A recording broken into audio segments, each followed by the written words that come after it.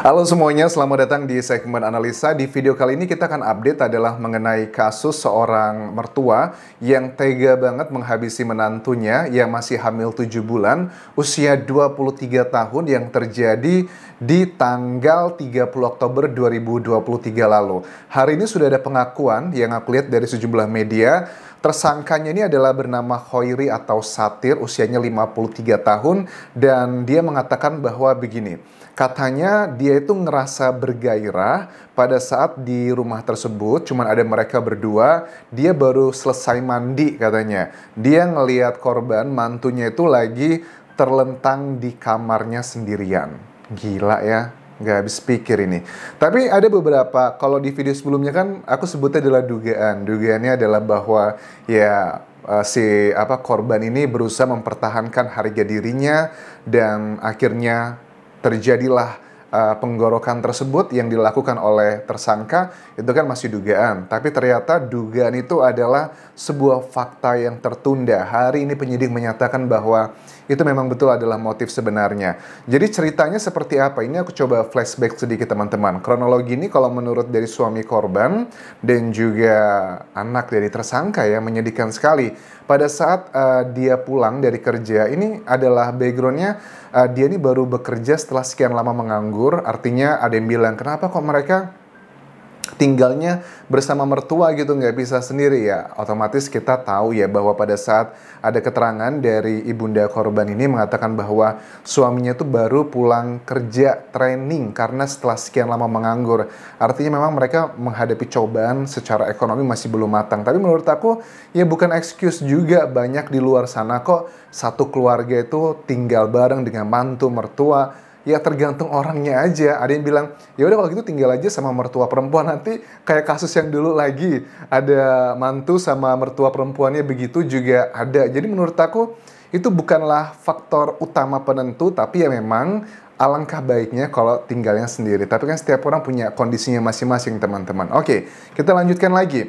Kalau kronologi itu kan dikatakan dari suaminya bilang bahwa pada saat dia pulang kerja, dia kaget waktu masuk ke dalam rumah, dia ngelihat istrinya di kasur dengan berlumuran darah dan bapaknya itu nggak pakai baju, bawa pisau langsung keluar. Itu kan bagian yang dilihat dari saksi ini ya, korban, dari saksi suami dan juga anak dari kedua individu yang kita bahas ini. Terus hari ini dari Khoirinya bilang bahwa tersangkanya bilang bahwa pada saat itu saya selesai mandi, habis selesai mandi saya ngelewatin kamar. Pada saat ngelewatin kamar itu saya katanya bergairah katanya ngelihat korban. Oke, terus tiba-tiba saya berhasrat dan saat itu langsung saya datang ke ranjang tersebut. Lantas saya meminta untuk melakukan hal tersebut, tapi dia menolak dan melawan. Saya emosi, saya tiba-tiba langsung ke dapur untuk mengambil pisau tersebut. Ini kayaknya dia ngerti juga lah ya, pengen mencoba membuat ini sebagai spontanitas. Ya, seperti aku bilang ya di video sebelumnya bahwa kalau spontanitas sama perencanaan tuh walaupun sama-sama hasilnya membunuh, tapi hukumannya berbeda. Kalau spontanitas tuh ya bisa 15 tahun ya maksimal, tapi kalau membunuh itu yang berencana itu bisa hukuman mati.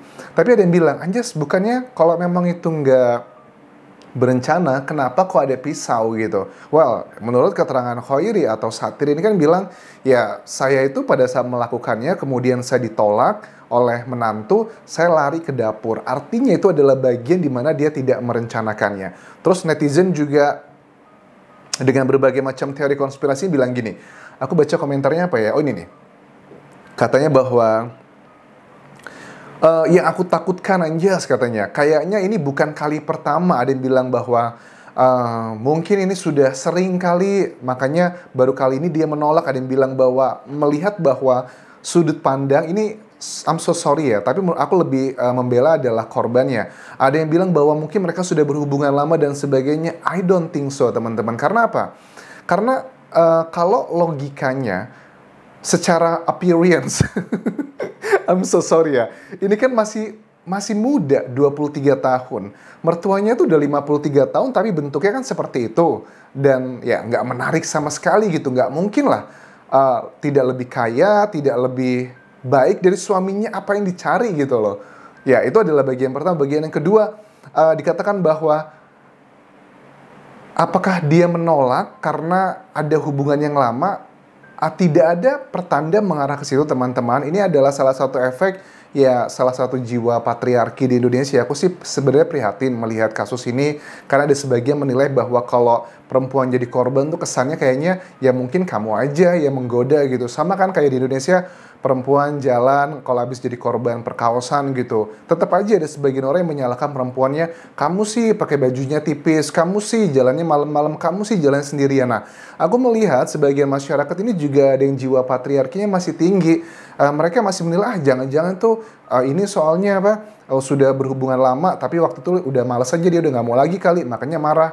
Ya nggak mungkin lah seperti itu. Menurut aku sih, aku yakin bahwa tidak ada hubungan yang dituduhkan sebagian netizen ke korban. Aku sangat yakin sekali tidak ada ke arah situ. Karena kalau seandainya gini ya, dia kan bawa pisaunya kan katanya di leher kiri ya.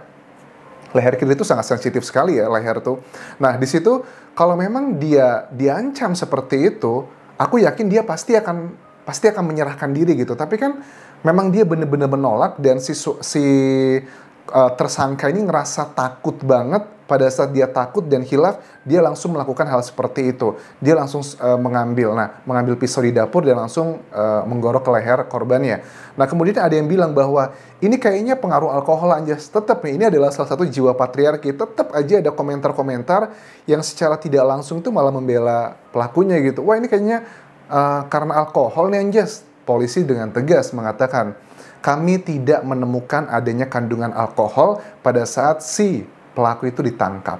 Jadi, please teman-teman, tolong, I know lah, setiap orang kan punya perspektifnya masing-masing. Tapi menurut aku, ya seandainya nih ya, memang betulan adalah tuduhannya seperti itu, ya nggak make sense dengan semuanya. Atau bahkan kalau perempuan yang menjadi korban dia pakai baju tipis atau menerawang, ya tidak salah juga. Yang salah adalah pikiran dari manusianya begitu.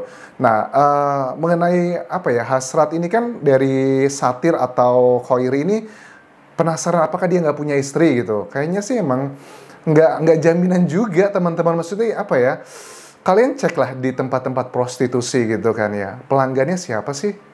Apakah mayoritas mereka orang yang single? Aku tidak bermasalah dengan urusan seperti itu, adalah urusan kita dengan Tuhan. Tapi kalau sudah dihubungkan dengan masalah, makanya punya istri, menikah, karena kan tidak ada sosok istrinya dari pelaku di sana. Nggak tahu backgroundnya, apakah dia cerai, ataukah meninggal, atau bekerja. Tapi kenapa kita berusaha untuk mencari excuse tuh kan, gara-gara nggak tersalurkan, makanya sama menantunya. Jadi masih ada arah ke sana gitu loh, teman-teman.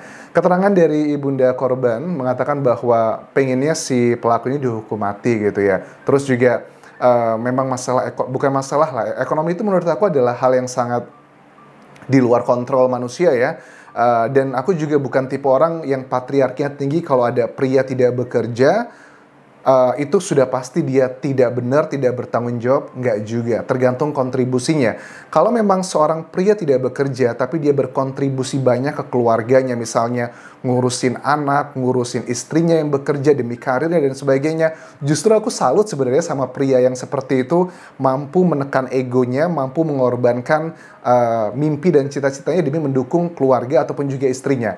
Jadi kita sudah mulai harus terbuka pikirannya, teman-teman. Kalau secara ya yang tradisional kan bilang laki-laki itu adalah yang harus bekerja, perempuan tuh di rumah aja. Ya nggak juga, tergantung sih. Kalau gaji istrinya tuh misalnya 1 miliar atau 100 juta per bulan, tapi suaminya gajinya cuma 2 juta, 3 juta, ya lebih baik di rumah aja, jadi support system. Jadi jangan pernah menilai seseorang itu kontribusinya hanya dari segi materi aja. Sulit, ini sangat sulit sekali buat masyarakat Indonesia, karena ini kan juga kita ketahui keterangan dari mertuanya, dari suaminya, yang bilang bahwa ya karena dia baru mulai bekerja setelah sekian lama menganggur. Nah, terus ya kenapa itu menjadi alasan tinggal bersama bapaknya gitu ya. Katanya dari si Khoiri, dia bilang katanya saya nyesel dan saya juga ngerasa bersalah karena dia juga menghilangkan nyawa cucunya. Pada saat ditanya sama penyidik, kowe itu gimana kok sama mantu sendiri begitu? Kowe nggak pengen toh punya cucumu itu sudah 4 tahun menunggu loh, anakmu pengen punya anak gitu, tapi malah kamu begitu kan. Terus dia bilang, iya saya nyesel, saya nggak kepikiran sama sekali. Oke, kadang terus Ini kesannya nanti jangan sampai ada yang bilang, ini kayaknya ada guna-guna anjas, ada dukun-dukun, mungkin ada jin yang masuk. Aduh, awalnya dibilang karena alkohol ya, untuk excuse gitu ya. Sebagian orang yang berusaha untuk, ya ini jiwa patriarki, tapi secara nggak langsung itu sebenarnya ngasih excuse gitu loh. Karena alkohol, polisi bilang nggak ada. Karena mungkin tidak punya istri, ya banyak orang juga nggak punya istri kali, nggak cuma dia gitu. Apakah harus seperti itu? Ada yang komentar gini, emang bapak itu nggak tahu micet ya Anjas? Emang micet itu apa sih? Karena aku nggak tinggal di Indonesia. Aku tahu sih micet itu, kalau zaman dulu aku pernah, bukan micet tapi WeChat ya kalau nggak salah ya. Dulu aku pernah kerja di China, aku selalu menggunakan aplikasi WeChat buat bayar-bayar transaksi. Tapi pada saat di Indonesia, itu jadi berbeda, kesannya jadi esek-esek gitu. Ya, banyak lah. Nanti ini juga jangan-jangan bilang, ini kayaknya dia kesurupan gitu, ada jin-jin masuk. Janganlah, jangan seperti itu. Oke, aku rasa ini bisa menjadi pelajaran buat semuanya. Justru banyak kasus pembunuhan itu yang aku kawal dan di Indonesia juga banyak terjadi. Ternyata para pelakunya itu adalah orang-orang dekat ya teman-teman, bukan orang-orang yang nggak dikenal. Bahkan ya aku juga lihat sih dari sejumlah keterangan dari ahli di bidang ya kriminal seperti ini, memang pada umumnya sekitar 70-80% pelaku pembunuhan itu adalah orang-orang di sekitar korbannya.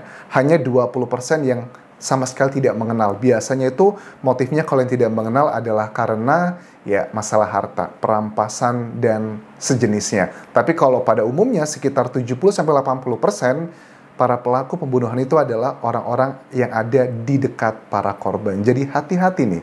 Jadi kita juga harus hati-hati kalau kita ya sama keluarga sendiri. Cuman ya gimana ya? Menurut aku sih kasih sayang dan juga iman yang kuat sih yang bisa ngebentengin kita dari hal-hal yang keji seperti ini.